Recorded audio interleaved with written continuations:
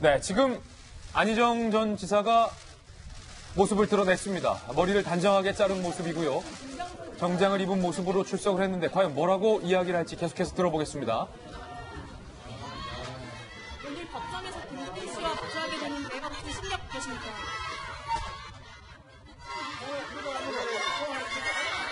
네, 취재진들이 안 전 지사에 대해서 여러 가지 질문을 건네고 있는데요. 부인하시는 입장이신지 한 말씀만 부탁드립니다. 저희 채널A 후배 기자가 지금 계속해서 질문을 하는데 안 전 지사가 대답을 아끼고 있는 그런 상황입니다. 더 드릴 말씀 없습니다. 네. 더 드릴 말씀이 없다라는 짤막한 말만 하고 이제 법원의 보안검색대 안으로 들어갔습니다. 이제 저기서부터는 저희 취재진이 동행을 할 수 없기 때문에 고법의 현관부터 보안검색대까지 저희 채널A 후배 기자가 계속해서 질문을 던졌지만 안 전 지사가 더 드릴 말씀이 없다라는 말만 남기고 들어간 모습입니다. 변호사님, 안 지사가 뭔가 이야기를 그래도 할 걸로 많은 분들이 기대를 했는데 말을 아낀 이유랄까요? 어떻게 보십니까? 당연히 말을 아껴야죠. 아마 안희정 지사의 심정을 한마디로 표현하라고 하면 살얼음판을 걷는다. 예. 그런 생각을 할 거예요. 그래요? 1심에서 물론 무죄를 받았죠. 그리고 1심에서 어떤 무죄 이유 자체가 유력은 인정이 되지만 그 유력을 이용해서 성적인 자기결정권을 침해하지 않았다. 그래서 이제 무죄가 된 거거든요. 네. 그런데 이 성적 자기결권 침해에 대해서는 결국 피해자인 김진 씨 진술 자체가 굉장히 중요합니다. 그래서 재판부에서는 피해자 진술의 신빙성을 인정하지 않았어요. 그 이유가 가장 중요한 부분은 과연 그러한 성적 피해, 그러니까 유력한 간음, 추행, 강제추행을 당한 피해자 행동으로 볼 수 없는 그런 부분들이 사실은 김지인 씨에 대한 진술 자체를 신빙성 있게 보지 않는 거거든요. 예. 그렇기 때문에 항소심에서도 과연 김지인 씨 진술의 신빙성이 있느냐 없느냐에 따른 게 쟁점이 될 것으로 보이는데, 근데 약간의 어떤 이제 변화의 가능성은 좀 있어요. 왜냐하면 증거를 전체적으로 보면 안희정 전 지사에게는 굉장히 유리한 것으로 보입니다. 증거로 봤을 때는 안 전 지사에게 유리하다. 네, 그런데 이제 최근에 들어서 대법원도 그렇고 성인지 감수성이라는 용어가 등장을 했어요. 예. 그래서 일반인 입장에서 보면 김진 씨의 행동 자체가 성적 피해를 당하고서도 저런 행동을 할 수 있는 걸 이해할 수 없다. 그러니까 신빙성이 없다라는 게 취지였는데, 성인지 감수성이라는 것은 피해자에 대해서는 일반인 기준으로 아니고 피해를 받은 피해자의 어떤 중심적인 사고에서 어떤 피해자 진술의 신빙성을 따져야 한다는 거예요. 그럼 피해자가 2차 가해를 우려해서 굉장히 불안하고 두려움 때문에 신고도 제대로 못하고, 사실은 어떤 성적인 피해에 대해서 노라고 하고 싶지만 그걸 하지 못한 거에 대한 어떤 두려움, 그런 것들이 지속적으로 이어질 가능성이 있기 때문에 꼭 일반인 기준으로 해서 왜 노라고 하지 않았느냐, 왜 사직하지 않았느냐, 이걸 가지고 어떤 피해자 진술의 신빙성을 따져서는 안 된다는 거예요. 그렇기 때문에 이러한 어떤 성인지 감수성이 얼마나 이 판결에 영향을 미치냐에 따라서 1심이 결국 2심에서는 뭐 무죄가 유죄로 변경될 가능성도 상당히 존재한다고 봅니다. 그런데 이번 사건은 사실은 굉장히 지금 첨예한 상황입니다. 특히 미묘하게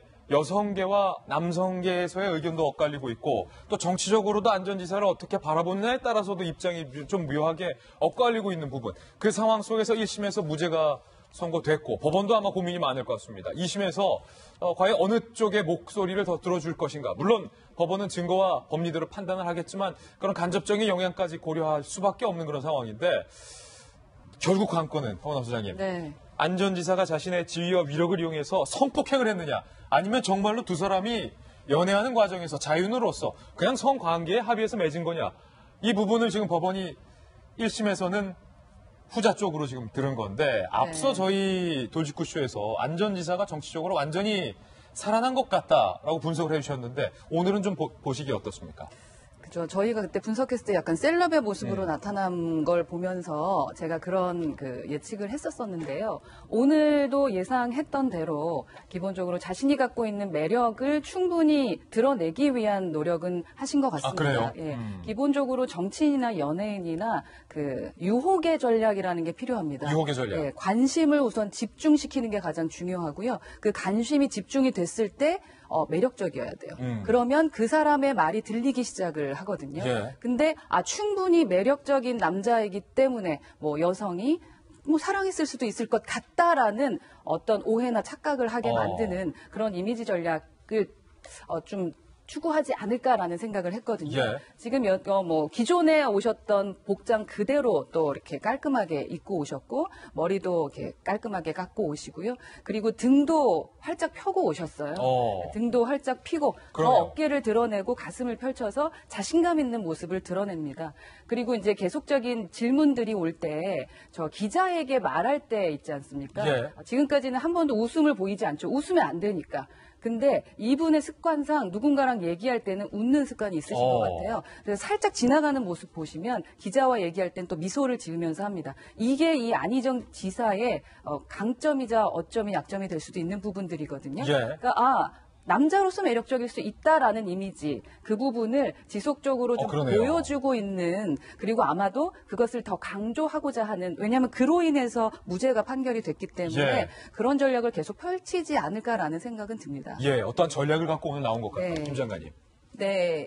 1심에서 업무상 이제 위력에 의한 간음추행, 강제추행과 관련돼서 위력이라 할 만한 권세는 가지고 있지만 소위 피해자의 자유의지를 묵살했는지에 대해서는 퀘스천 마크다라고 해서 이제 무죄가 선고된 거거든요. 그런데 그 자유의지를 가장 자신 있게 증명할 사람은 바로 피해자 당사자입니다.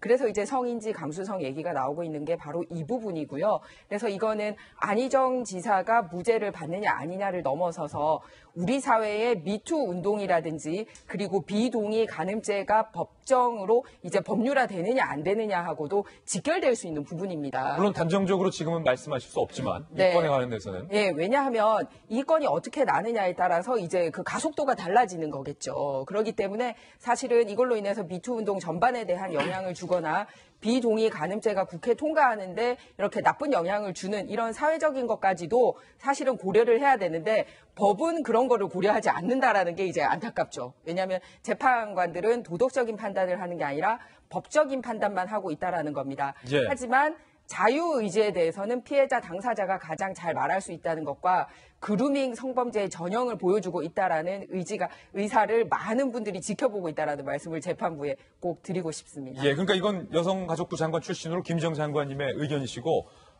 또 상당히 또 많은 여론은 안 전 지사가 오히려 미투라든지 뭐 이런 성폭력 무고에 의해서 좀 억울한 부분도 있다라고 주장하시는 분도 있다라는 점 다시 한번 좀 말씀을 드리겠습니다. 과연 재판부가 이 부분에 대해서 어떻게 볼지가 관건인데 강기정 의원님 안이 바뀜 2018년 새로운 사자성어 안이 바뀜 중에 지금 생각해 보니까 만약에 안희정 지사도 2심에서 무죄가 나온다면 안이 바뀜 다 살아나네요. 김경수 지사도 조금 전에 들어갔고 그건 문재인 대통령 측을 모함하고자 하는 프레임이기 때문에 동의하기는 어렵습니다. 예. 그러나 이제 지금 사실은 안희정, 김경수, 그다음에 이재명 또 이제 박원순 지사 전부 이렇게 거론하고 있는데 그 중에는 진짜 그 법정 다툼이 해야 될 사람도 있고 또 억울한 사람도 있고 이런 것 같아요. 예를 들면 박원순 지사 같은 경우는 그 민주노총 집회 간 거라든가 이런 것 때문에 조금 그랬지 전혀 법하고는 관계가 없잖아요. 관계없죠. 예. 그렇습니다. 그래서 안이 바뀐 프레임은 오늘로 없어졌으면 좋겠습니다. 안이 바뀌면 오늘로 끝내자. 자, 청와대는 어제도 바빴습니다. 급이 맞지 않은 대응을 하지 않겠다라면서 이 대응을 더 이상 하지 않았었는데 2시간 만에 김태우 리스트가 다시 또 수면에 떠올랐습니다. 그러니까 김태우 전 수사관이 가지고 나간 본인이 조사했던 그 사건들에 대한 리스트가 공개됐어요. 여기에 또 한국당이 가설했군요. 그렇습니다. 어제 오후 1시 50분만 하더라도 김의겸 청와대 대변인이 그 서운함을 토로했습니다. 그러니까 어떻게 보면 비위 사실이 적발돼서 지금 조사를 받고 있는 김태우의 말을 언론이 그대로 받아쓰고 있다.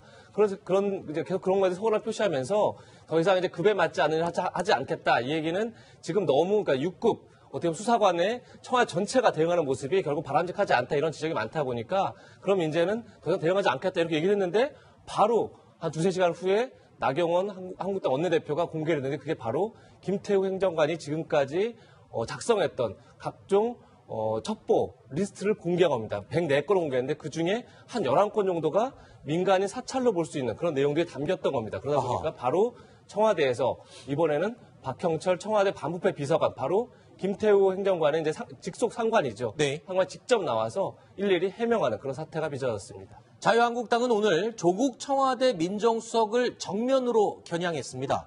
김태우 리스트에 담긴 민간인 사찰 의혹과 관련해서 조국 민정수석을 직권 남용 혐의로 고발하겠다는 겁니다.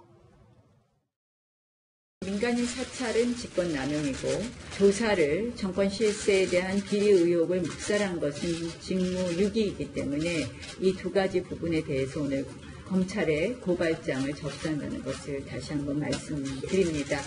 피고발인은 조국 민정수석, 박형철 반부패 비서관, 이인걸 특별감찰반장, 행정관 이름은 압니다만 지금 이름은 밝히지 않겠습니다. 직무유기 부분에 대해서는 일부분 민정수석 비서실장과 관련이 되어 있다고 지금 우리 국회 결과 그래서 직무유기 부분에는 민정수석 비서실장도 감별 수 있다고. 김태우 변호사님, 청와대가요, 이 김태우 전 수사관을 검찰에 고발하면서 출구 전략으로 좀 이 사건을 빨리 마무리 짓고 싶어 했는데 이제 한국당까지 뛰어들어서 가세를 했습니다. 한국당도 고발을 했네요. 이게 여의치 않아 보입니다. 그러니까 이제 전선이 넓어진 거예요. 네. 그러니까 청와대에서 김태우 씨를 공부상 비밀 요소로 고발을 했습니다. 그런데 한국당 거기서 맞받아서 이제 검찰에 조국 민정수석하고 임종석 실장을 직무유기로 고발한 거거든요. 어떤 차이가 있나 볼게요.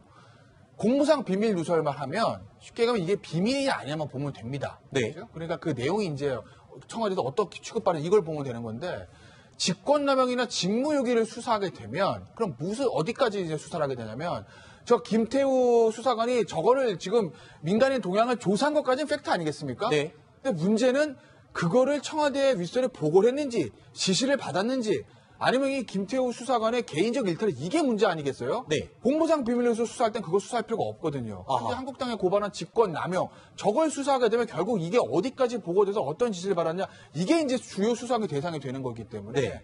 결국 이제 저 문제가 좀 파장이 좀 커지는 거고 하나 재밌는 게 저 검찰에서 저 김태우 씨 문제를 수원지검으로 이첩을 했더라고요. 오늘 낮에 속보를 네. 보니까 그 얘기가 이유가 뭐였냐면 피의자 주소지를 고려했다 이렇게 얘기를 했어요. 네. 근데 방금 전에 한 오후 늦게 자유한국당에서 대변인 논평을 발표했는데 그 논평의 내용이 뭐냐면 왜 중앙지검에서 안 하고 수원으로 가냐. 네.